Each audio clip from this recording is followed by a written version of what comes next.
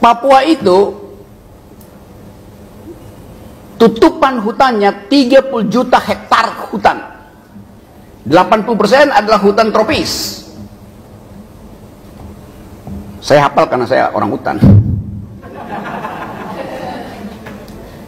Di 37 juta hektar hutan di Papua, 20 jenis pohon.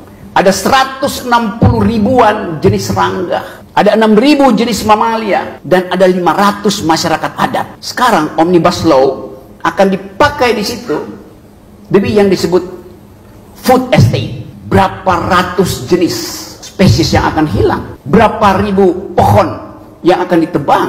Berapa ribu ulat yang akan kehilangan tempat dia bermukim di kaki pohon. Berapa ribu cacing yang akan diangkat dari habitat aslinya. Berapa ribu burung yang tidak mampu lagi bersarang. Itu pertanyaan politis, bukan sekedar pertanyaan etis. Politik apa yang menyebabkan Omnibus Law itu memaksakan untuk merusak alam Papua? Namanya politik akumulasi. Padahal di dunia ini seluruh pemenang Nobel dalam 20 tahun terakhir ini tidak lagi bicara tentang akumulasi, tapi tentang distribusi, tentang kesejahteraan, welfare. Dan itu yang kita baca di semua jurnal internasional. Tadi saya baru baca tulisan di Foreign Affairs. Saya beli di airport, selama penerbangan saya baca satu upaya untuk mengembalikan ingatan bahwa ilmu yang disebut public policy sebetulnya diawali dengan keinginan untuk menginjeksi anggaran agar supaya ada growth. Jadi pertumbuhan itu fungsi dari anggaran. Kalau kita nggak punya anggaran, kita nggak bisa bertumbuh secara ekonomi itu. Itu dalil kuno yang sebetulnya dipakai oleh para ekonom pada waktu itu untuk membackup kepentingan dari yang sekarang kita sebut sebagai oligarki, yang dulu di dalam pertarungan gagasan antara Cambridge School dan Chicago School menimbulkan diskusi yang dahsyat tentang fungsi pemerintah. Apakah fungsi pemerintah itu adalah injeksikan anggaran supaya terjadi distribusi, atau jangan lakukan sesuatu terhadap pasar supaya pasar itu tumbuh dengan sendirinya? Yang biasa kita kenal debat antara liberal dan libertarian, antara John Maynard Keynes, Keynesian Economics, dengan orang semacam Austrian School yang bermarkas di Chicago. Kita tahu itu dulu. Debat makroekonomi antara kutub Cambridge dan kutub Chicago. Sekarang dua-duanya lenyap.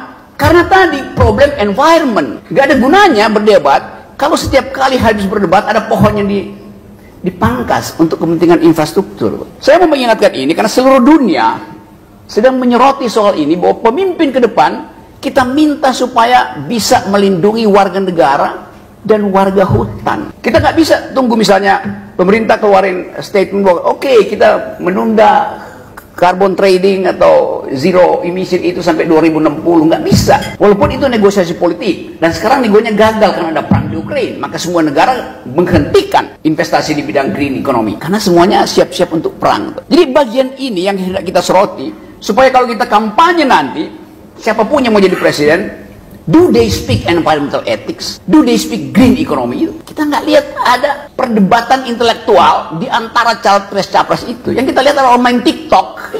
Capresnya taktok, tiktok, tiktok. Apa isi otaknya? Adalah hak atas udara yang bersih, hak atas rumput yang hijau, hak atas air yang jernih, hak atas wangi mawar, hak atas cicit burung. Itu yang sekarang lagi dibicarakan di dunia.